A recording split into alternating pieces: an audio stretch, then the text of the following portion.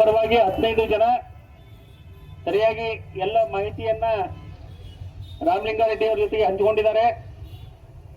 ಒಂದು ಟೆಕ್ನಿಕಲ್ ಸಮಸ್ಯೆ ಬಂದಿತ್ತು, ಅವರೆಲ್ಲ ಬಿಡಿಸಿ ಹೇಳಿದ್ದಾರೆ. ಈಗ ನಿಮ್ಗೆ ಅನೇಕ ಜನರಿಗೆ ಫೈಲ್ ಏನ್ ಮೂವ್ಮೆಂಟ್ ಆಗಿದೆ ಅನ್ನೋದು ಗೊತ್ತಿರಲಿಲ್ಲ. ಅದರಲ್ಲಿ ಟೆಕ್ನಿಕಲ್ ಸಮಸ್ಯೆ ಏನಾಗಿತ್ತು ಅಂದರೆ 1,000 ಡಿ ಕಂಸಿ ತಗೋಬೇಕಂತೇಳಿ ಆಗಿತ್ತು. ಹಳೆ ನೇಮಕಾತಿಯಲ್ಲಿ ಡ್ರೈವರ್ ಪೋಸ್ಟ್ಗಳಿಗೆ ಮಾತ್ರ ಕರೆದಿದ್ರು. ಹೀಗಾಗಿ ಡಿ ಕಂಸಿ ಅಂತ ಹೋದ್ರೆ, ಕಾನೂನಾತ್ಮಕವಾಗಿ ಹೋದ್ರೆ ಹೊಸ ಕಾಲ್ಫಾರ್ಮ್ ಅನ್ನು ಸರ್ಕಾರ ಮಾಡಬೇಕಾಗ್ತಾ ಇತ್ತು. ಆದರೆ ರಾಮಲಿಂಗಾರೆಡ್ಡಿ ಅವರು ಭರವಸೆಯನ್ನು ಕೊಟ್ಟಿದ್ದಾರೆ.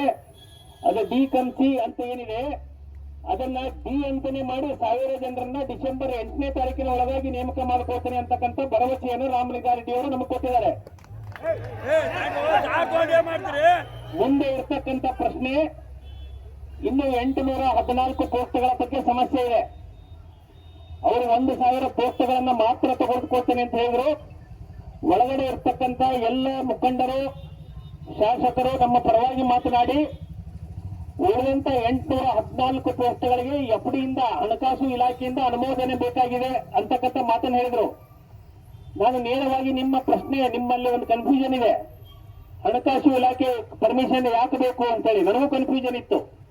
ನಾನು ನೇರವಾಗಿ ಪ್ರಶ್ನೆ ಮಾಡಿದೆ ಸಾರಿಗೆ ಸಚಿವರಿಗೆ, ಹಣಕಾಸು ಇಲಾಖೆ ಅನುಮೋದನೆ ಯಾಕೆ ಬೇಕು, ಸಾರಿಗೆ ಸಂಸ್ಥೆ ಇದಕ್ಕೆ ವೇತನ ಕೊಡುತ್ತಲ್ಲ ಅಂತ.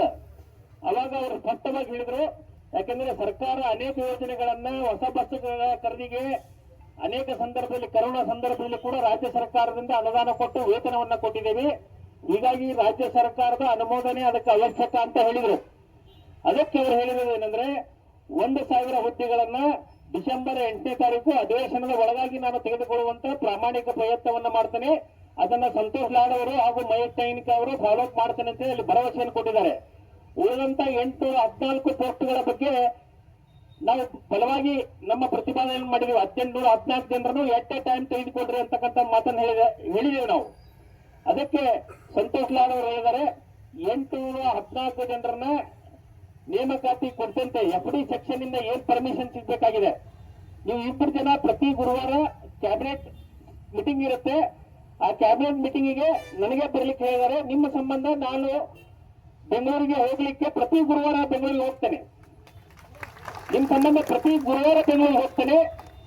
ಆ 814 ಪೋಸ್ಟ್ಗಳ ಏನು ಹಣಕಾಸಿನ ಅನುಮೋದನೆ ಏನ್ ಬೇಕಾಗಿದೆ, ನಿಮ್ಮ ಪರವಾಗಿ ಪ್ರಾಮಾಣಿಕವಾಗಿ ಪ್ರಯತ್ನ ಮಾಡಿ 814 ಪೋಸ್ಟ್ಗಳು ಕೂಡ ಹಣಕಾಸು ಇಲಾಖೆಯಿಂದ ಅನುಮೋದನೆ ಕೊಡಿಸುವಂತ ಪ್ರಾಮಾಣಿಕ ಪ್ರಯತ್ನವನ್ನ ನಾನು ಮಾಡ್ತೇನೆ.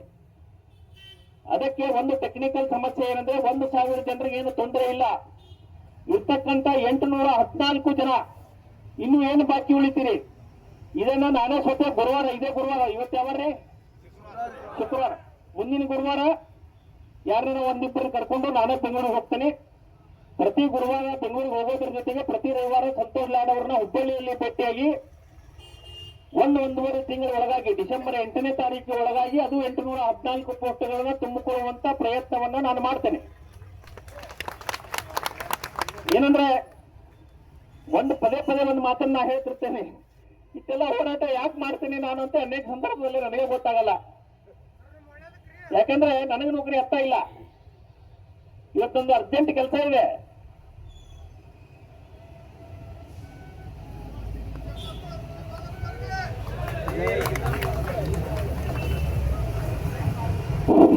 ನನ್ನ ತಾಯಿನ ಹಾಸ್ಪಿಟ್ಲಿಗೆ ಕರ್ಕೊಂಡು ಹೋಗಬೇಕಾಗಿತ್ತು ಇವತ್ತು. ನಾನು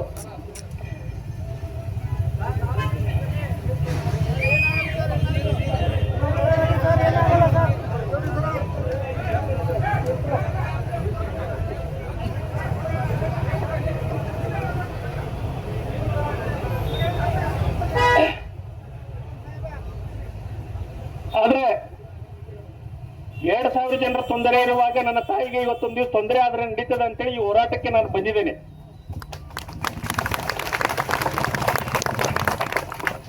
ಅದಕ್ಕೆ ಪ್ರಯತ್ನಕ್ಕೆ ಫಲ ಸಿಗುತ್ತೆ. ಇವತ್ತು 1,000 ಕುಟುಂಬಕ್ಕೆ ಗ್ಯಾರಂಟಿ ನೌಕರಿ ಸಿಗೋದು ಪಕ್ಕಾ ಆಗಿದೆ. ಇನ್ನು 814 ಜನರ ಸಂಬಂಧ ಏನು ನೌಕರಿ ಸಿಗಬೇಕಾಗಿದೆ. ನಾನು ನಿಮ್ಮ ತಂಡದೊಂದಿಗೆ ಸೇರಿ ಪ್ರಾಮಾಣಿಕವಾದಂತ ಪ್ರಯತ್ನವನ್ನ ಮಾಡ್ತೇನೆ. 1 ತಿಂಗಳಾಗಲಿಲ್ಲ ಅಂದ್ರೂ ಕೂಡ 2 ತಿಂಗಳ ಒಳಗಾಗಿ ಆ ಹಣಕಾಸಿನ ಅನುಮೋದನೆಯನ್ನ ಕೊಡಿಸಿ ಒಂದು ಭರವಸೆಯನ್ನ ಸಾರಿಗೆ ಸಚಿವರು ನೀಡಿದ್ದಾರೆ. ನಾನು 1814 ಜನರಿಗೆ ಹೊಸ ಕಾಲ್ ಫಾರ್ಮ್ ಮಾಡಲ್ಲ, ಎಲ್ಲರನ್ನೂ ಇವ್ರನ್ನೇ ನೇಮಕ ಮಾಡ್ಕೊಳ್ತೇನೆ ಅಂತಕ್ಕಂಥ ಒಂದು ಭರವಸೆಯನ್ನು ಸ್ಪಷ್ಟವಾಗಿ ಕೊಟ್ಟಿದ್ದಾರೆ.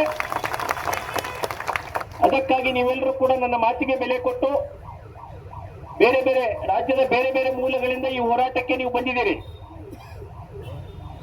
ಹಾಸನದಿಂದ ತೆಗೆದುಕೊಂಡು ಬೀದರ್ದವರೆಗೆ ಬಂದಿದ್ದೀರಿ, ಮಂಗಳೂರಿನಿಂದ ಹಿಡಿದು ಗುಲ್ಬರ್ಗಾದವರೆಗೆ ಬಂದಿದ್ದೀರಿ. ನಿಮ್ಮೆಲ್ಲರ ಸಹಕಾರ ಇದೇ ರೀತಿ ಇರಲಿ. ನಾವು ಮಾಡ್ತಾ ಇರೋದು ನ್ಯಾಯಕ್ಕಾಗಿ ಹೋರಾಟ, ನಮ್ಮ ಹಕ್ಕಿಗಾಗಿ ಹೋರಾಟ ಮಾಡ್ತಾ ಇದ್ದೀವಿ. ಅಕಸ್ಮಾತ್ ಅದೃಷ್ಟ ಇದ್ರೆ ನಾವು ಇನ್ನೊಂದು ಪ್ರಾಮಾಣಿಕ ಪ್ರಯತ್ನವನ್ನು ಮಾಡ್ತಾ ಇದ್ದೇವೆ. ಸಂತೋಷ್ ಲಾಡ್ ಅವರಿಗೆ ಈಗ ಕೊನೆಗೆ ಬರುವಂತ ಸಂದರ್ಭದಲ್ಲಿ ನಾನು ಹೇಳಿದ್ದೇನೆ, ಕಳೆದ 6 ವರ್ಷದಲ್ಲಿ ಇನ್ನೂ ವೇಕೆನ್ಸಿ ಜಾಸ್ತಿ ಆಗಿರ್ತದೆ. ಹೊರಗುತ್ತಿಗೆಯಲ್ಲಿ ಅನೇಕ ಜನ ಕೆಲಸ ಮಾಡ್ತಾ ಇದ್ದಾರೆ. ಆ ಹೊರಗುತ್ತಿಗೆಯನ್ನ ಬಂದ್ ಮಾಡಬೇಕು ಅಂತೇಳಿ ಅವ್ರಿಗೂ ನನಗೊಂದು ಕಿವಿ ಮಾತನ್ನು ಹೇಳಿ ಹೋಗಿದ್ದಾರೆ. ಎಷ್ಟು ಜನ ಹೊರಗುತ್ತಿಗೆಯಲ್ಲಿ ಕೆಲಸ ಮಾಡ್ತಾ ಇದ್ದಾರೆ ಅದನ್ನ ಇನ್ಫಾರ್ಮೇಶನ್ ತೆಗೆದುಕೊಳ್ಳಿ.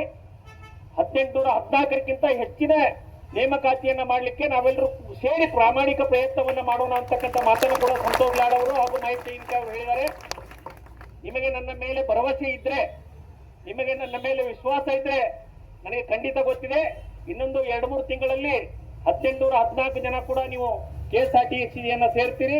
2026ರ ಒಳಗಾಗಿ, ಹೊಸ ವರ್ಷದ ಒಳಗಾಗಿ ನಿಮ್ಮನ್ನೆಲ್ಲರನ್ನು 1814 ಜನರನ್ನ ಸೇರಿಸುವವರೆಗೆ ಕೂಡ ನಾನು ನನ್ನ ಕೈಲಾದಂತ ಎಲ್ಲ ಪ್ರಯತ್ನವನ್ನು ಕೂಡ ಪ್ರಾಮಾಣಿಕವಾಗಿ ಮಾಡ್ತೀನಿ ಅಂತಕ್ಕಂಥ ಭರವಸೆಯನ್ನ ನಿಮಗೆ ಮಾಡ್ತಾ ಇದ್ದೀನಿ. ಕಳೆದ 3 ದಿವಸದಿಂದ ನೀವೆಲ್ಲರೂ ಕೂಡ ರಾಜ್ಯದ ಮೂಲೆ ಮೂಲೆಗಳಿಂದ ಹುಬ್ಬಳ್ಳಿಗೆ ಹೋರಾಟಕ್ಕೆ ಬಂದಿದ್ದೀರಿ. ಅನೇಕ ಕನ್ಫ್ಯೂಷನ್ ನಿಮ್ಗಾಗತ್ತೆ. ಅನೇಕ ಕನ್ಫ್ಯೂಷನ್ ಏನಾಗುತ್ತೆ ಅಂದ್ರೆ, ಇಲ್ಲ 1814 ಜನರದ್ದು ಈಗ ಕೊಡಬೇಕಾಗಿತ್ತು ಅಂತ ಹೇಳ್ತೀರಿ. ಟೆಕ್ನಿಕಲ್ ಸಮಸ್ಯೆಯನ್ನು ಅರ್ಥ ಮಾಡ್ಕೊಳ್ಬೇಕಾಗತ್ತೆ. ಅದನ್ನೆಲ್ಲ ನೀವು ಯೋಚನೆ ಮಾಡಿ. ಈಗ 1000 ಪೋಸ್ಟ್ಗಳಿಗೆ ಸಂಬಂಧಪಟ್ಟಂತ ಫಾಲೋ ಅಪ್ ಅನ್ನ ಶಾಸಕರಾದಂತ ಮಹೇಶ್ ತೆಂಗಿನಕಾಯಿ ಅವರು ನಾನು ಕೂಡಿ ಮಾಡ್ತೀವಿ. ಉಳಿದಂತ 814 ಪೋಸ್ಟ್ಗಳ ಕುರಿತಂತೆ ಸಂತೋಷ್ ಲಾಡ್ ಅವರನ್ನ ಉಸ್ತುವಾರಿ ಸಚಿವರನ್ನ ಹಿಡ್ಕೊಂಡು ನಾವು ಪ್ರಾಮಾಣಿಕವಾದ ಪ್ರಯತ್ನವನ್ನ ಮಾಡ್ತೀವಿ. ಜನವರಿ ಹೊಸ ವರ್ಷದ ಒಳಗಾಗಿ ನಿಮ್ಮೆಲ್ಲರ ಬಾಳಿಗೆ ಹೊಸ ಬೆಳಕನ್ನ ಕೊಡುವಂತ ಒಂದು ಪ್ರಾಮಾಣಿಕವಾದಂತ ಪ್ರಯತ್ನವನ್ನ ಮಾಡ್ತೀನಿ. ಈ ಹೋರಾಟವನ್ನ ಇಲ್ಲಿಗೆ ಮುಗಿಸೋಣ. ನಿಮಗೆಲ್ಲರಿಗೂ ಧನ್ಯವಾದಗಳು. ಇನ್ನು ಮುಂದೆ ಹೋರಾಟಕ್ಕೆ ಬರುವಂತ ಅವಶ್ಯಕತೆ ಇಲ್ಲ ಅಂತೇಳಿ ನನಗೆ ಗೊತ್ತಿದೆ. ಅನೇಕ ಜನ ವಾಟ್ಸ್ಆಪ್ ಅಲ್ಲಿ ಕುಂತು ಸುಮ್ಮನೆ ಏನೇನ ಹಾಕ್ತಿರಿ ಮೆಸೇಜ್, ಅದನ್ನ ಹಾಕೋದನ್ನ ಬಂದ್ ಮಾಡ್ರಿ. ಅದರಿಂದ ಏನೂ ಆಗಲ್ಲ. ಅದಕ್ಕೆ ನಾವು ದಿನನಿತ್ಯ ಫಾಲೋ ಅಪ್ ಮಾಡ್ತೀವಿ. ಪ್ರತಿ ಗುರುವಾರ ನಾನೇ ಕ್ಯಾಬಿನೆಟ್ ಮೀಟಿಂಗಿಗೆ ಸಂತೋಷ್ ಲಾಡ್ ಅವರನ್ನ ಕರ್ಕೊಂಡು ಹೋಗಿ 814 ಪೋಸ್ಟ್ಗಳನ್ನ ಅನುಮೋದನೆಗೆ ಪ್ರಯತ್ನ ಮಾಡ್ತೇನೆ. ಬೆಂಗಳೂರಿನಲ್ಲಿ ಇರ್ತಕ್ಕಂಥ ಅಭಿಷೇಕ್ ಅವರು, ಚಂದ್ರೇಗೌಡರು ಈ 1000 ಜನರು ಆಗುವವರೆಗೆ ನಿರಂತರವಾಗಿ ಬೆಂಗಳೂರಿನಲ್ಲಿ ರಾಮಲಿಂಗಾರೆಡ್ಡಿ ಅವರಿಗೆ ಭೇಟಿಯಾಗಿ ಈ 1000 ಜನರನ್ನ ಆದಷ್ಟು ಬೇಗನೆ ತೆಗೆದುಕೊಳ್ಳಿಕ್ಕೆ ನಾವು ಪ್ರಾಮಾಣಿಕವನ್ನು ಪ್ರಯತ್ನ ಮಾಡ್ತೇನೆ.